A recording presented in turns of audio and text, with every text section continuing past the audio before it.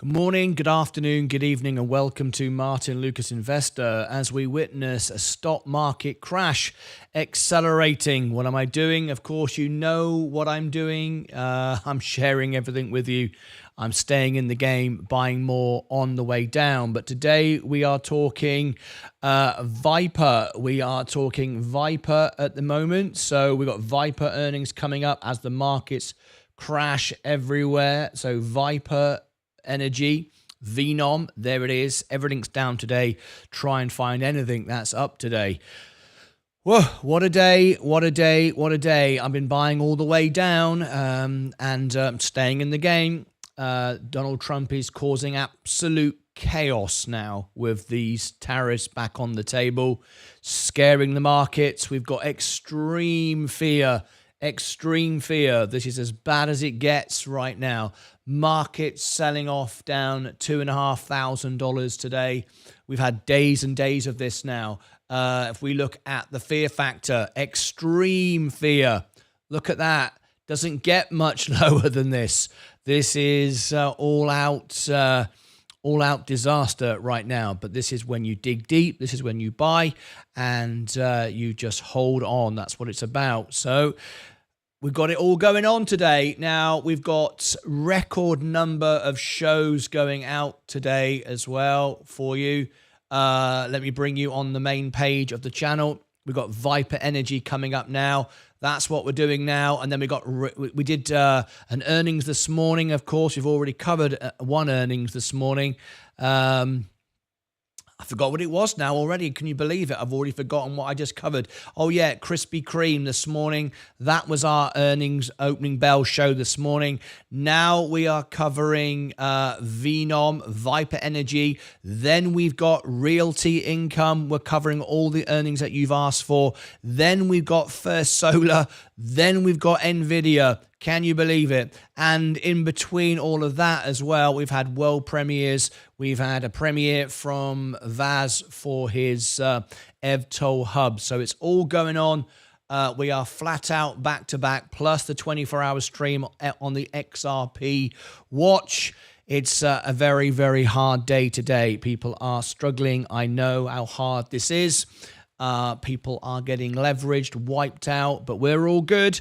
We're buying the dip. We're holding our positions. This is my overall position. You can see if I show you here, down $2,200 today, down $7,000 on the week. My biggest ever loss, $7,000 down on a week.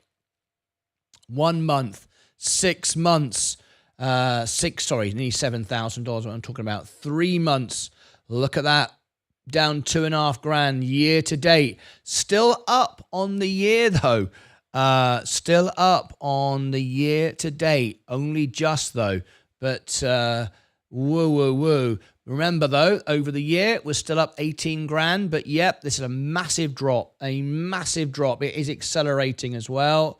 But we're always trying to find support. So anyway, 20 minutes before the earnings, I've been buying on the way down. So when it goes up, of course, it'll go up a lot quicker. In fact, it's moving up quite quick at the moment, but it could go down again. No one knows. This is not something you can measure. This is being done purely and simply because of Donald Trump's tariffs, fears, the consumer sentiment. No one's got any faith anymore. Everything's collapsing, and that is the time to buy. It's very, very simple strategy, and it will work out. You've just got to stay in the game. I know it's difficult. I'm doing it. I'm doing exactly. I say what I do, and I do what I say. Right, Viper Energy is next. We've got 20 minutes before Viper Energy. So allow me just to make a couple of promotional videos. Realty Income is 12:30. I won't have time to put one out for that. Then 12:30 till 1. Then we've got, we won't have time for that. So NVIDIA, okay, I'm going to record these two live during the show. So we're going to go back to NVIDIA. NVDA. Oh, NASDAQ. I didn't mean to do that. NVDA. NVIDIA. Okay. All right. Okay. So here we go. I shall put on the screen behind me the NVIDIA earnings. That's probably the best way to go. NVIDIA earnings. Put it on the big screen behind me. Yeah. Let's come back to here. Okay. It's probably the most important earnings of the year, I would say. Right. Let's get ready for it. Let me put the time in here. NVDA. What time is it? We got 20 minutes ago. We've got plenty of time to do this. 5 minutes in. Okay. Right, here we go. NVIDIA earnings, probably the most important earnings we've had for a long time. Markets crashing, tariff fears, all of it going on at once. We're doing record numbers of earnings calls requested by our members. This is going live February the 26th, after hours. Just checking the time. Yep, after hours. Join me live here on the main channel. We're covering it on the extra channel. We're covering our other big concern, Virgin Galactic. That'll be on the extra channel. 2 earnings back to back alongside a global market crash caused by tariffs, fears, uncertainty. What am I doing? I'm buying more. I keep buying more every time the S&P goes down. I keep doing it and I will stay doing it. I'm staying in the game. I'm not selling anything. It's do or die time, folks. NVIDIA, it won't be a blow-off earnings, but it will be a beat. Will it be good enough? Well, I think it might because the stock is being sold off. So join us for the NVIDIA earnings. Click above my head for all the links down below in the description. Here's the NVIDIA earnings on the extra channel. At the same time, we shall do the Virgin Galactic earnings from one extreme to the other, profitable to very speculative, in great danger right now. Okay, what are you doing? Join me for the earnings. Right, NVIDIA, then SPCE. We got Viper Energy coming up in just a couple of minutes. A standby for that one. SPCE. SPCE. One day I'll learn to spell. Right, Virgin Galactic. There we go. Right. Virgin Galactic earnings, we're going to cover it live on the extra channel. On the main channel, we're covering NVIDIA at the same time. On the extra channel, we're going to cover Virgin Galactic. All-time lows. We've got all-time bad feeling around the world right now with tariffs. Elon Musk with Doge cutting costs. Donald Trump threatening the tariffs again back on the table. It's sending the economy into a tailspin downward. It's a scary time. What am I doing? I'm buying more of the S&P 500. I keep buying. I haven't stopped. And we're getting some support right now. And when it goes up, boom. That's what it's all about. So join us tomorrow night on the main channel. We're covering NVIDIA. On the extra channel, you might want to watch both at the same time. If I can cover both at the same time, you can certainly watch both at the same time. Well, maybe. I have special skills. Virgin Galactic on the extra channel. Only joking. On the extra channel. Join us. Click above my head for all the links. It's going to be a big night. Down below in the description. Over here, I'll put the Virgin Galactic earnings. And down here, I shall put the NVIDIA earnings. Where you're going to be. You know where you're going to be. You've got to be watching the earnings of these two. Until next time, take care of yourselves and each other. All right, back to the main markets, going back up again. Viper Energy, that's what we're covering here today. They will go out at the end of this live stream. Let's read all your comments. Hi. Okay, I've already answered that. See that Bank of America is expecting no rate cuts. Sounds crazy to me. We will get 2 rate cuts this year. We will get 2 rate cuts this year, and then boom. We're selling off big time now. So that's how it goes. Low consumer confidence. Low means less money in the economy, as more people are likely to more people are likely to save the money, and the government cutting expenditure is a great thing when you have inflation. Leston Win, thank you for your thoughts. CRC, why is XRP blockchain not showing this huge amount? I'm not sure I know what you mean. Need help with a question. Why, if XRP, Ripple, and Amazon are partners? I don't know what the question is, CRC. I'm sorry, I don't understand the question. I don't understand the amount of money. It's huge. So why is it not showing? Just bought some more. Leston Win, thank you for covering VNOM. Is one of my main investments at the moment, based in Texas. You're welcome, Iberian Wolf. It starts in 15 minutes. Stand by for Viper. Then we have Realty Income. Then we have First Solar. It's back-to-back events. If you've not rung the bell, you're missing all these events. By the way, have you done the VNOM review? No, I have not. I'm doing back-to-back earnings at the moment. I'm in the studio all day, every day. VNOM, no, I haven't, because you did a $5 super chat. It's ninth down the list. I'm getting to it as fast as I can. Iberian, I can only do so much. I'm covering every single thing everyone's requesting. It takes time. Just bought 40 shares of NVIDIA. Good price now, 125. Apple is up. Hi, Martin. Hope you are well. I'm wondering why you are buying VU and not SPX 500 directly. Matthias, VU is the best way of buying the S&P 500, in my opinion. So that's what I'm doing. You are entitled to your opinion, of course. SPX 500. That's not available on Robinhood, but anyway, for me, the best way to buy the S&P 500 is through VU. No question about it.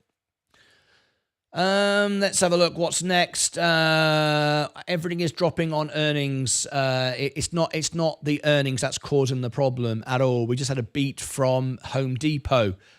Soft guidance, but a beat nevertheless. This is not why the markets are dropping. They're dropping because of tariff fears, uncertainty, consumer sentiment, the Michigan effect yesterday. It's very political right now. Lots of politics being played on the markets right now. I am remaining in, and I'm not selling, and I've been buying more on the way down, not buying on the way up. That is what I'm doing, and I'm going nowhere. Okay, here we go. Okay, thanks. We'll try that. Okay. Let's get ready to go. We've got just a few minutes left to wait. Just 12 minutes. Just making sure everything is good. This is the VNOM earnings. If you just tuned in, please tap the like button and consider subscribing as well. That would be great. That will share this stream out. Not many people interested in this stock, but I wanted to cover it because it's what you asked for.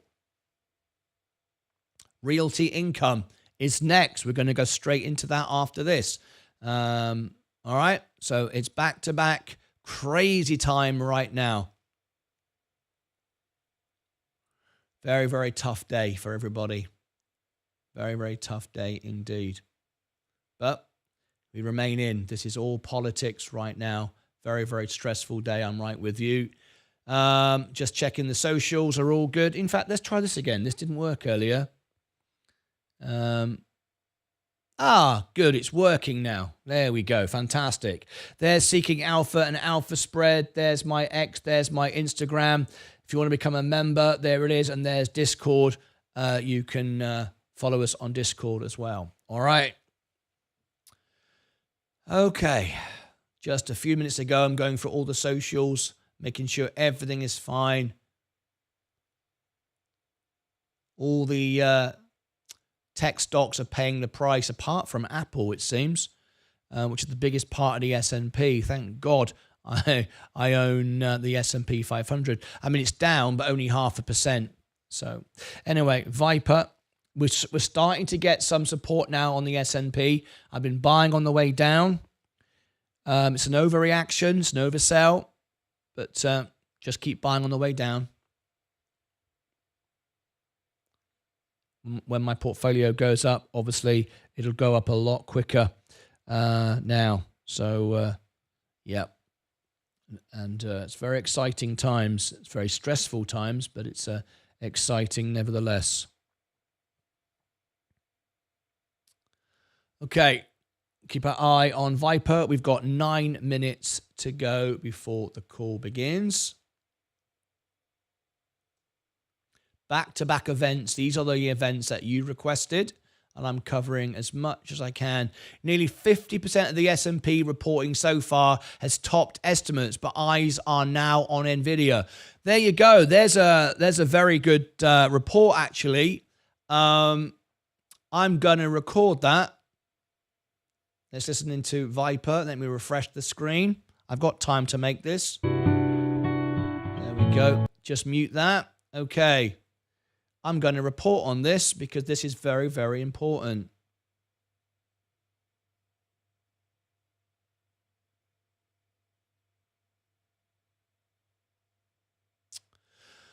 Okay, let me come back to here. The time, I'm going to record this before Viper starts. 11 minutes in.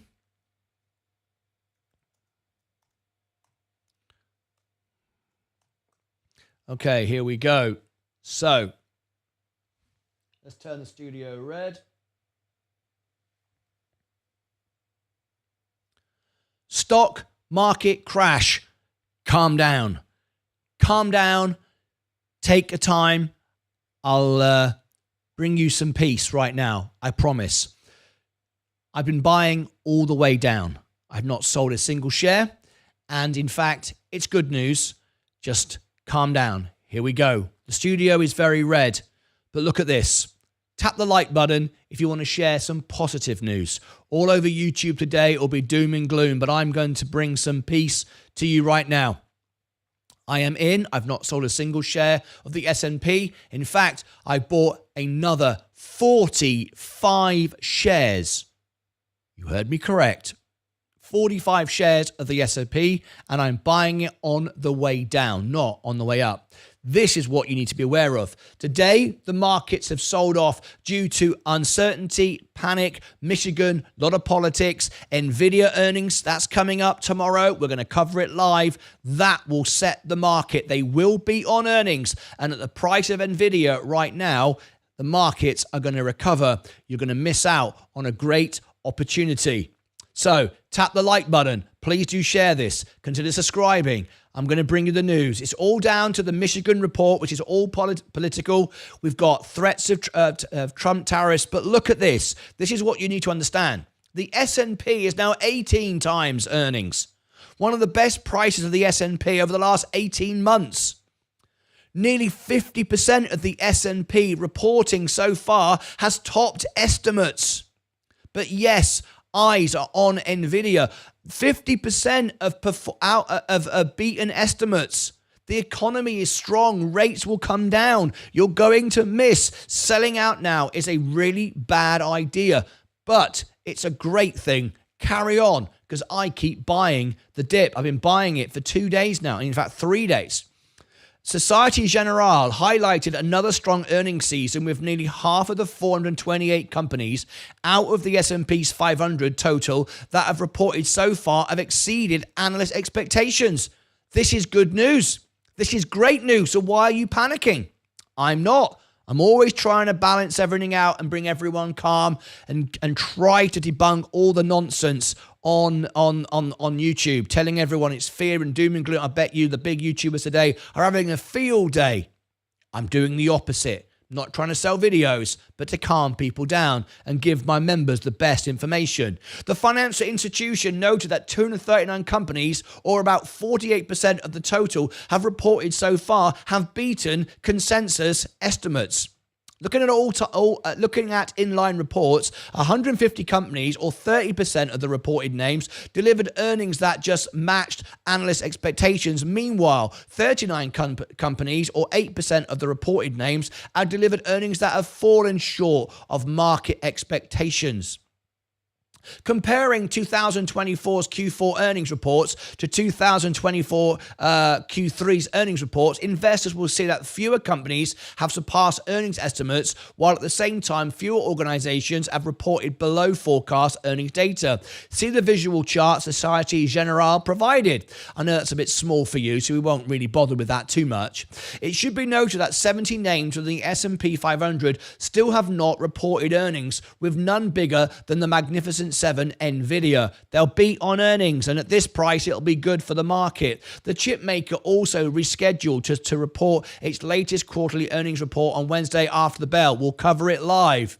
Ahead of Nvidia's announcement, Wedbush Securities said that the semiconductor giant is likely to offer up a clear beat and raise. Moreover, Piper Sandler analysts were of a similar mindset, as they expect the Jensen Huang-led company to nicely beat quarterly earnings. To gain more exposure to the wider S&P 500, investors consider using index-tracked exchange-traded funds and mutual funds for additional insight and analysis. I am buying the S&P 500. We are 4 minutes to go before our next earnings. We are covering Viper Energy live here. And let me share with you what I've been doing. Don't take my word for it. Let me show you in real terms at my live positions, my real money. Tap the like button. Consider subscribing. This is good news. Doom and gloom comes before the sunshine, right? Look at the fear factor today, and I'll share with you my position. We were even lower than this, and we've started to improve. Really, really bad day, but a really, really good day. Let me share with you my position so you can see what I'm saying. I'm 100% in the S&P 500. You can see 100%, over $250,000 just in my main account, not including my Roth IRA. I'm over I'm touching about 300 grand now, $350,000. I started with 5,000. Let me show you my history. Let me show you I'm not just doing what I say. I'm saying what I'm doing, and I'm doing what I'm saying. There it is today. In fact, I'll show you the full list over the last few days. Look at this. February the 21st, 7, another 3, another 6, another 4, another 5. This is massive, massive investing. 10 on the 24th. Today, the 25th. It's 25th, yes. 5, 15 today.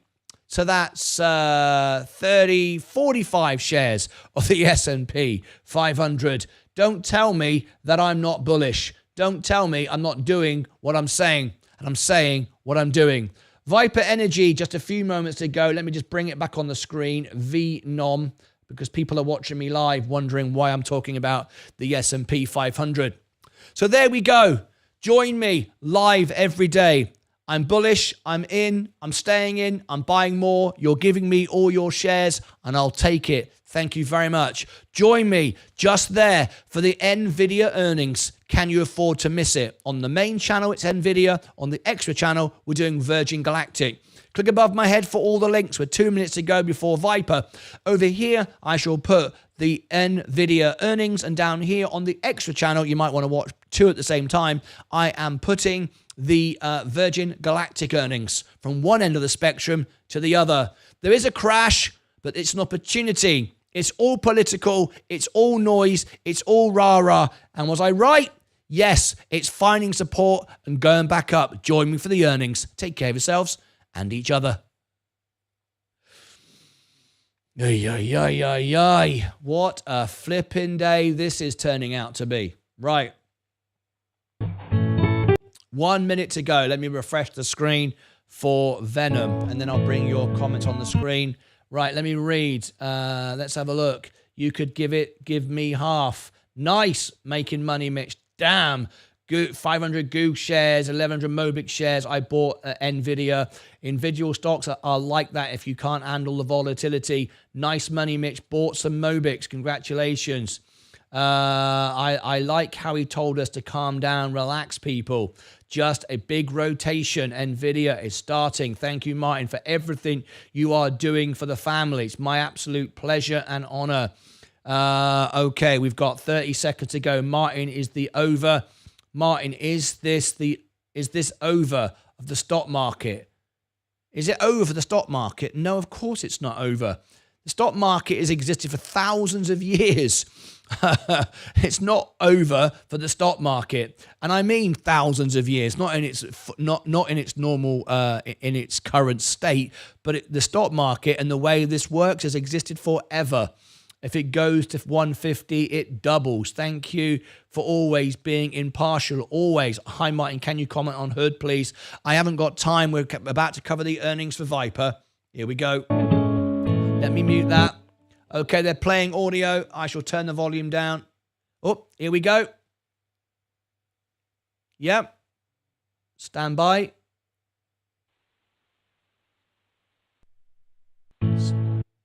No, more music. More music. Here we go. Good day, and thank you for standing by. Welcome to the Viper Energy Fourth Quarter 2024 Earnings Call. At this time, all participants are in a listen-only mode. After the speaker's presentation, there will be a question-and-answer session. To ask a question during the session, you will need to press star 11 on your telephone. You will then hear an automated message advising your hand is raised. To withdraw your question, please press star 11 again. Please be advised that today's conference is being recorded. I would now like to hand the conference over to your first speaker today, Chip Seale, Director of Investor Relations. Please go ahead. Thank you, Lauren. Good morning and welcome to Viper Energy's Fourth Quarter 2024 Conference Call. During our call today, we will reference an updated investor presentation which can be found on Viper's website. Representing Viper today are Kaes Van't Hof, CEO, and Austen Gilfillan, President. During this conference call, the participants may make certain forward-looking statements relating to the company's financial conditions, results of operations, plans, objectives, future performance, and businesses. We caution you that actual results could differ materially from those that are indicated in these forward-looking statements due to a variety of factors.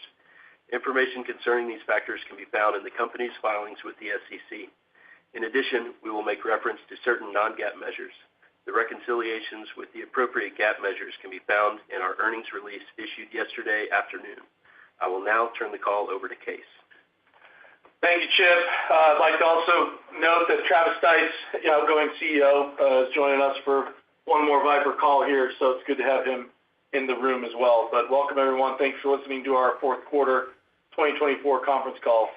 The fourth quarter concluded as a landmark year for Viper. For the full year, we continued to deliver strong organic production growth on our legacy assets and successfully executed on our differentiated acquisition strategy.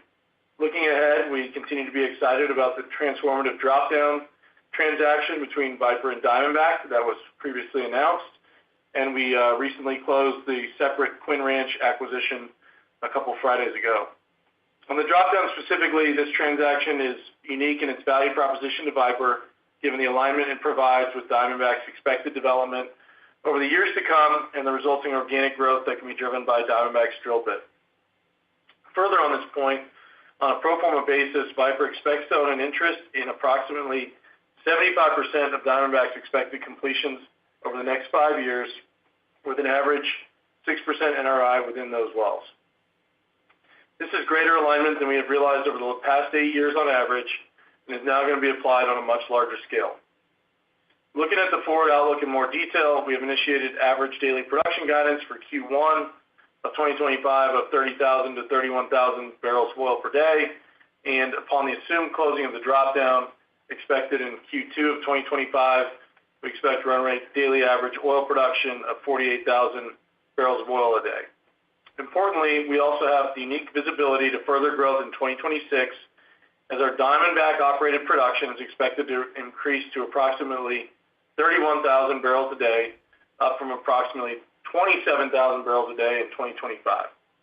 Of note, this production growth does not take into account the expected accelerated development of Diamondback's southern Midland Basin acreage that was agreed to in the recent double equal acquisition at the Diamondback level. The pending drop-down includes a substantial amount of royalty acreage in Reagan County, mostly via concentrated interests in completely undeveloped units, so this acceleration would bring forward significant NAV for Viper.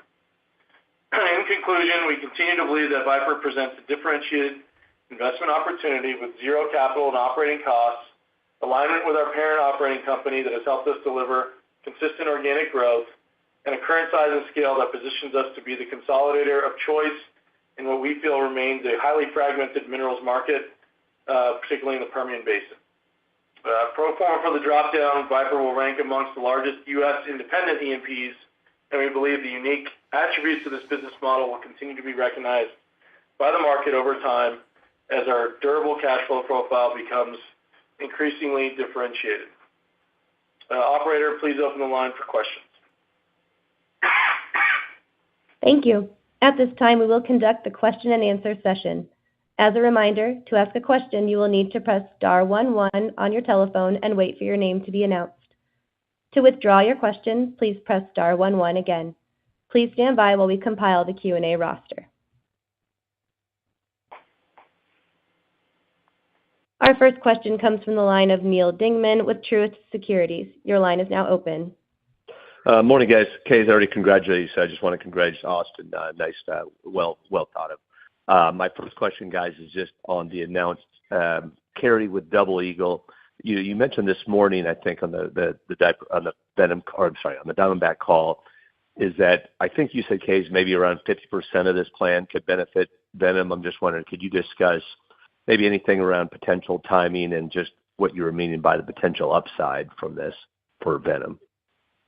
Yeah, Neal, we're still working out all the details and timing, going to be dependent upon where the rigs get moving down there in the southern portion of our acreage. But, high level, we expect at least $50 million of upside to Viper from a cash flow perspective at, call it $70 oil in 2026. I expect that number probably grows a bit in the coming years. But as we start to get more clarity on timing and interest, we'll update the market. I think we have an opportunity also to buy a lot of minerals down there in Reagan County. It seems to be an emerging part of the basin where there hasn't been as many deals to date. So Austin and his team are actively looking at opportunities down there. Thank you, Case. And then maybe, Travis, since your last call, I'd just love to hear for your last on this one, if you still believe, sort of the post-large drop and just all the acquisitions you guys have been successful as, just wondering, when you still look at VNOM, do you still believe that the opportunities are as good as ever? And maybe what other incremental accomplishments do you think still lies ahead for Austin and the team?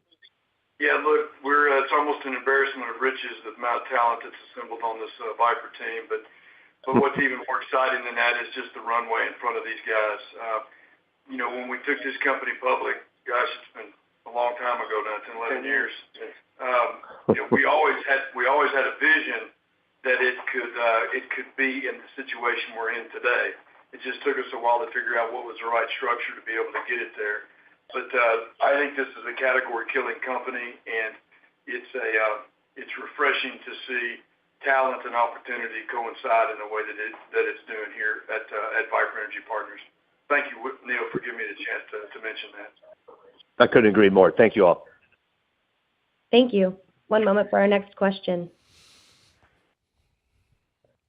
Our next question comes from the line of Neil Mehta with Goldman Sachs & Co. Your line is now open. Yeah, twice in a day. Lucky me here. So, Case, Travis, I'm just curious for your perspective on the payouts. So you've got the guide for 75 to 100%, and just your perspective, given the strength of the balance sheet, where do you see the likely payout over the next couple of years, and what are the parameters that you're watching to be on the lower end or the higher end of that range? Yeah, Neil, that's a great question, because when we started this business, it was 100% pass-through, and we distributed every dollar we made every quarter. What happened with that situation is that made us rely on the capital markets for doing deals, right? So we had to do equity deals. We had to lean on the balance sheet anytime we wanted to do tuck-in acquisitions. And now, since we've gone back to 75% of free cash return, it's still a very high number, but for a mineral business, I think it makes a lot of sense. But that leaves 25% of our free cash flow, a number that's now growing pretty significantly with the drop-down, to continue to do deals, the little deals that add up under the Diamondback drill bit, and we don't have to go do a big marketed trade to get those deals done. So I really like 75% for Viper. I mean, we've certainly been vocal that the base dividend needs to grow, and we're prioritizing the variable dividend over repurchases. But, there have been times over the past 10 years where repurchases made a lot of sense for Viper. So we have that ability, and, in my mind, that would be an ability to lean in above 75% if there was extreme volatility in the market. So, really a very flexible business model. I think after the large equity raise for the drop down, where the balance sheet's in a really, really good position to either, grow the business or keep returning more capital. Okay, thanks, guys. And then obviously a Double Eagle transaction done on the other side of the house. Will that create some opportunities for potential drop downs here into Viper? Yeah, the drop down opportunity is probably small on that. I think they have a 76% effective NRI, so we could do what we did with Endeavor, where we go carve out the excess NRI and create an override for Viper. So I would say it's a small opportunity. What's more exciting probably for us is the Reagan County opportunity that Case outlined with the accelerated development of the large overrides we got from the drop down, and then also kind of having a new playground down there to go poke around and try to buy some minerals where there hasn't been much activity or buying over the course of the last, really, the history of the Permian with the horizontal development that's occurred down there. All right. Thanks, Austin. Thanks, team. Thanks, Neil. Thank you. Our next question comes from the line of Kaylee Ackermine with Bank of America. Your line is now open. Hey, good morning, guys. Just one for me here. Kind of thinking about your data center plans, and that development is currently taking place at Fang, but wondering if you think that's the right vehicle to maximize the value of that development. When you kind of look at your peers in the royalty space, it seems like royalty with surface rights seems to be a business model that the market really likes here. Any thoughts on dropping that piece down in VNOM? Yeah, so we're certainly not blind to the, what's going on in the market on the surface side. We kind of said it on the Diamondback call. In my mind, the surface is the smallest piece of the value chain of a data center developer in the basin. But, I think the market certainly has a different view.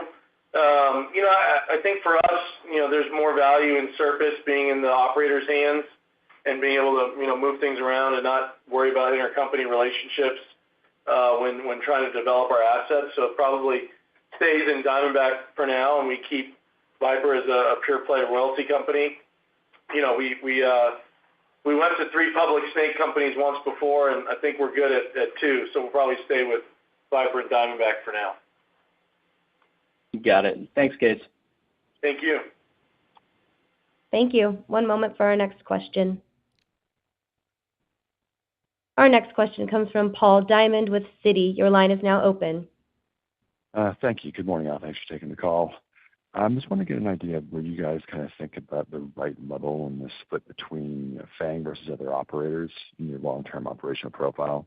Any shift in that after the recent drop downs, or is it still pretty much opportunistic?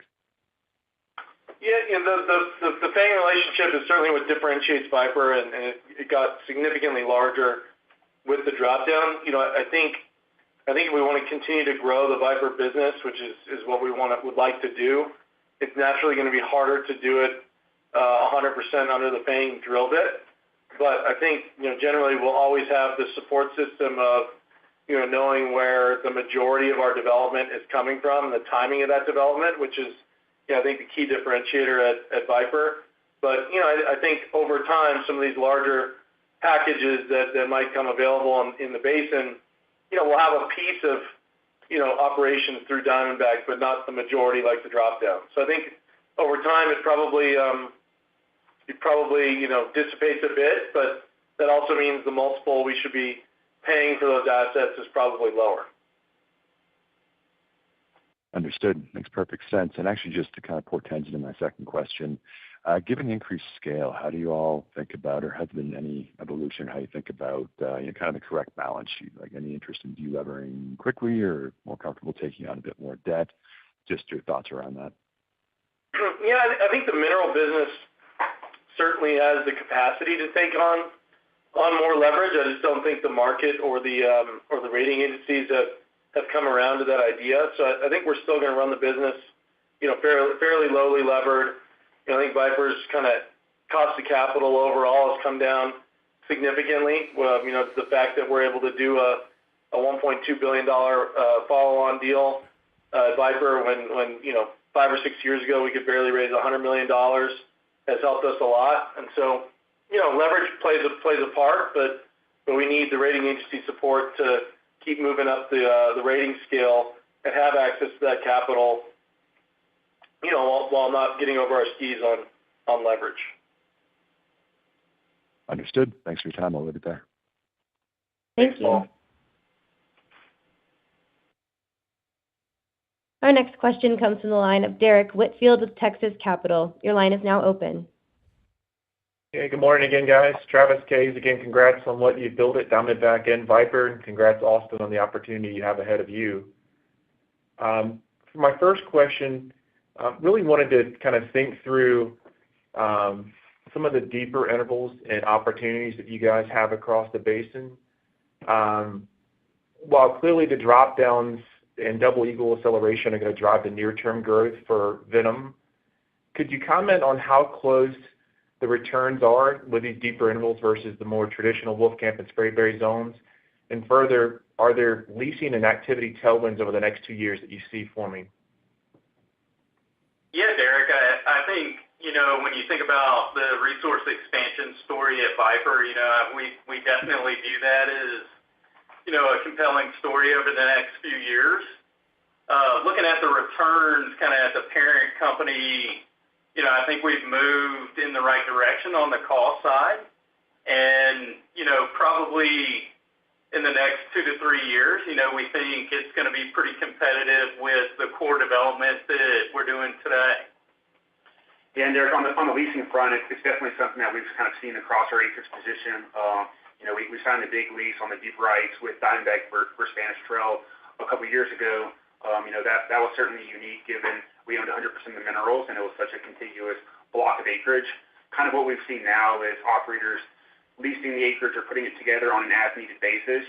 Not too many people want to get too much acreage aggregated and have the clock running with the lease expirations and such on that front. So I think it'll be a story that we see play out over the next couple of years, and the lease bonus that we have with the modern-day lease clauses will just kind of be a slight tailwind to the story and the normal royalty stream that we receive.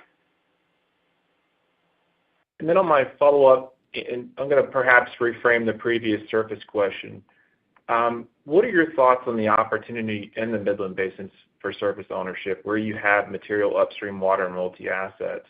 And while surface ownership definitely helps from a leasing perspective with data centers, the bigger opportunity that we see on the Delaware side is really on the water sourcing and royalty on water handling. Yeah, I think it's certainly another leg of the stool that people are playing in the basin. It's good to see the water business get probably more attention than it used to get. We used to have a public subsidiary that was a water business that we had a hard time getting people on the calls for. But I think it's just natural that as the working interest gets consolidated, the minerals gets consolidated, people start to look for opportunities on the surface, and royalties play an important part of that. Derek, for us, I think the important part of the business for us is to own the best rock and let activity and capital come to us as a result of that, right? So I think you can have the argument of being able to provide the water or the surface kind of healthier on the mineral side, and maybe that's true to an extent. But for us, with the relationship with Diamondback and then just trying to own the highest quality rock in the basin, I think we feel very confident in the activity levels that we'll be able to generate just by focusing on that element. Thanks. Great update, guys. Thanks, Derek. Thank you. As a reminder, to ask a question, you will need to press star 11 on your telephone and wait for your name to be announced. Our next question comes from the line of Tim Rezvan with KeyBanc Capital Markets. Your line is now open. Good morning, folks, and thanks for taking my question. And also congrats to everybody on the news on the promotions and on the retirement, Travis. I wanted to ask Kays on repurchases. You have over $400 million of capacity. I would argue you're basically going to be there on the leverage side by the middle of 2025. So, amid a pretty tough tape for a lot of energy companies, Viper trading down to the mid-40s. Kind of what are the thoughts on repurchases? And, if we see more of a downdraft in the stock for macro reasons, are you incentivized to get active? Yeah, Tim, good question. I think the repurchase plan is still there. There's still a lot of capacity, especially for Viper size.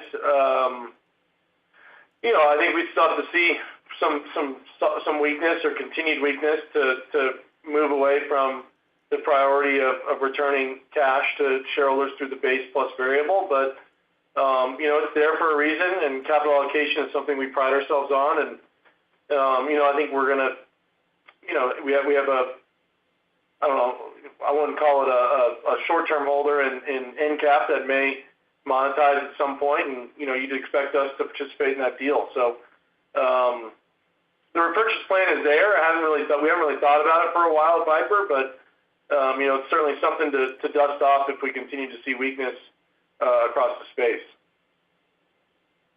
Okay, appreciate that response. And then my follow-up, Kaes, on the FANG call and in prepared comments, you've talked about a greater opportunity for consolidation in minerals versus E&Ps. There's been a lot of chatter in the mineral space about large packages kind of on the market. So I was curious kind of what you're seeing from your seat that kind of drove that commentary. And is it fair to say Viper is going to be as active as anybody at this point?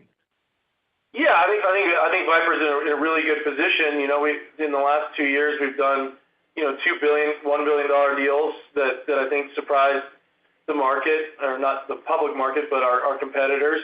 One of which had a lot of Diamondback activity that we could, through our drill bit, buy down the multiple. And I think what we did in that deal was we put a pretty unique structure by giving them OpCo units to defer their tax liability. And that structure got a lot of attention from a lot of mineral portfolios around the basin that hadn't really thought about that as their potential exit. So I think what Viper offers now is an ability to give someone a significant amount of cash without compromising our balance sheet, but also if we do give out equity, it could be in the form of a deferred tax format through the OpCo structure. No, that's right. And I think the lucky position that we're in, Tim, is that we also don't have to buy every deal. There are quite a few sizable packages. We've seen the size of packages get bigger over the last couple of years. But we've been opportunistic, and we've been able to buy packages that are accretive day one, but also add duration to kind of the cash flow profile as we see it. So given the organic growth that we see for the next couple of years, mainly driven through the Diamondback drill bit, certainly don't feel the need to do anything. And with the balance sheet where it is today, that just allows us to be opportunistic for the right opportunity when it comes available. Okay. Thanks for the comments. Thanks, Tim. Thank you. Our next question comes from the line of Leo Mariani with Roth. Your line is now open. Yeah, hi guys. Maybe just wanted to kind of ask the M&A question a little bit, differently here. So, do you see maybe kind of significant opportunities, out there, today in the space? And do you still see the minerals landscape as just incredibly fragmented? Obviously, as you pointed out, there's been significant consolidation on the upstream operator side, but just trying to get a little better sense of the landscape there. I mean, are we kind of like, 5% into the consolidation, and there's still just a lot of smaller kind of, owners of minerals kind of running around there that you guys see as an opportunity? And obviously, you've got a very strong balance sheet right now, as you pointed out. Yeah, Leo, I think from an innings perspective, if you think about Viper, pro forma for the drop down, Viper is going to do about, round numbers, 50,000 barrels of oil per day of production. If the Permian is producing 6 million barrels a day of production at a 25% royalty, there's 1.5 million barrels per day of royalty barrels available to be consolidated. And we're, the largest public mineral holder from a production perspective, and we're only 3.3% of the total Permian. So there's certainly some minerals that'll never sell or never turn over. But if you just think about the size of the prize there, just in this basin, there's significant opportunity ahead. Whereas on the upstream side, if you add the top 5 or 6 operators together from a gross production perspective, you're getting closer to 60, 65, 70% of the total production in the basin. Okay, those were very helpful stats. Really much appreciate that. And obviously, you folks are getting the Endeavor deal, I'm sure, prosecuted right now, anticipating a second quarter close. Certainly that deal is pretty accretive. As I'm looking at the dividend for the company, if we assume that oil prices don't really change much, call them $70, I mean, it looks to me like we should get some nice accretion on the dividend, post the close of that deal. Is that generally how you guys are looking at it as well? Yeah, we agree. I think the kind of the next goal for Viper is on a normalized price basis is can we get to $1 per share of distributable cash flow each quarter? And I think with the drop down as well as the expected organic growth, I think that's a near-term possibility. And 75% of that going back to shareholders is a nice yield today. Very good. Thank you. Thanks, Leo. Thank you. This concludes the question and answer session. I would now like to turn it back to Kaes Van't Hof, CEO, for closing remarks. Thank you guys for joining the Viper call today. If you have any questions, you know where to find us, and appreciate the time. There we go. Viper earnings. Okay, that ended earlier than I thought. So what I'm going to do now is we're going to get ready for the next event, which is Realty Income. Realty Income, it's now 10:30, 11:11, 12. Is in 2 hours time, so I've got time to end this, go and have some lunch, do some other bits and pieces, and put out your Nvidia and Virgin Galactic and Crash video. So what I'm going to do now is send you all over to the extra channel. I've put the link pinned to the top. If you join me there, I can keep you updated with all the Crash information and update you throughout the morning. So there we go. Let me just put that in there. That is the link. Okay, it's also pinned to the top. I'm going to get off, keep this going. There's so much information coming out so quickly. These are all your earnings. These are all your requests. Next is Realty Income in 2 hours from now. I'll be back, but there'll be some premieres in the meantime. Until next time, as always, take care of yourselves and each other. Don't have fear. Just have patience. Stay, wait, and just hold. Until next time, take care of yourselves and each other.